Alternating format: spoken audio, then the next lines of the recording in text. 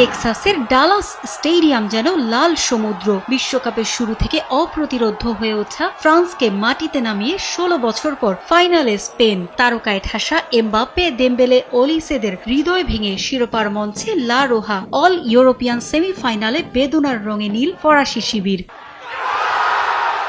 Euro Nations লিগের পর বিশ্বকাপের সেমিফাইনালেও স্পেনের কাছে ভরাডুবি ফ্রান্সের। অথচ জাতীয় দিবসের উৎসবে বাড়তি রং চড়ানোর কথা ছিল কাতার বিশ্বকাপের রানার্স আপ দলটার, কিন্তু লুই দে লা ফুয়েন্তের শক্ত রক্ষণের কাছে ধরাশায়ী দিদিয়ের দেশম।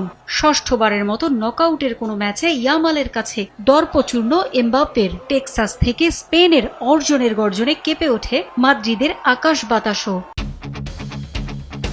এর আগে ম্যাচের শুরু থেকেই সমান তালে লড়াই করেছে স্পেন ও ফ্রান্স। ১০ মিনিটে দানি ওলমোর ফাউলের সুবাদে ফ্রি কিক পেলেও তা কাজে লাগাতে পারেননি ইয়ামাল।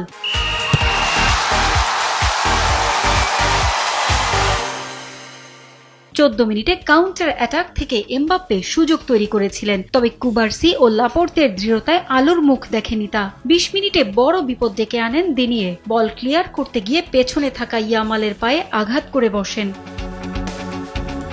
আর তাতেই পেনাল্টি পেয়ে যায় স্পেন। সুযোগ কাজে লাগিয়ে গোল করেন ওয়াইয়ারসাবাল, ভাঙেন ডেভিড ভিয়ার এক মৌসুমে ১৩ গোলের রেকর্ড। ২০২৫-২৬ মৌসুমে স্পেনের হয়ে ১৪ গোল এখন ওয়াইয়ারসাবালের।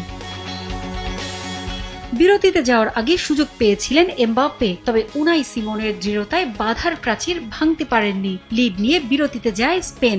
৫৮ মিনিটে দানি ওলমোর সঙ্গে দারুণ বোঝাপড়ায় চোখ ধাঁধালো গোল করেন পেদ্রো পোরো। মাইক মাইনিওকে অসহায় করে স্পেনকে আনন্দে ভাসান ২৬ বছর বয়সী এই রাইট ব্যাক। ৬৪ মিনিটে ফ্রান্সের জালে বল পাঠিয়েছিলেন ইয়ামাল, তবে অফসাইডে বাতিল হয় তার স্বপ্ন। ৮০ মিনিটে ডিজিরে ২-১ হতাশ করেন আসর জুড়ে দুর্দান্ত ছন্দে থাকা স্প্যানিশ গোলরক্ষক উনাই সিমন। বিশ্বকাপের অন্যতম সেরা আক্রমণ ভাগ নিয়েও শেষ পর্যন্ত স্পেনের সঙ্গে পেরে ওঠেনি ফ্রান্স। ছন্ন ছাড়া ফরাসিদের কাঁদিয়ে নিউ জার্সির ফাইনালের টিকিট কাটে স্পেন। পারভিন আক্তার, সময় সংবাদ।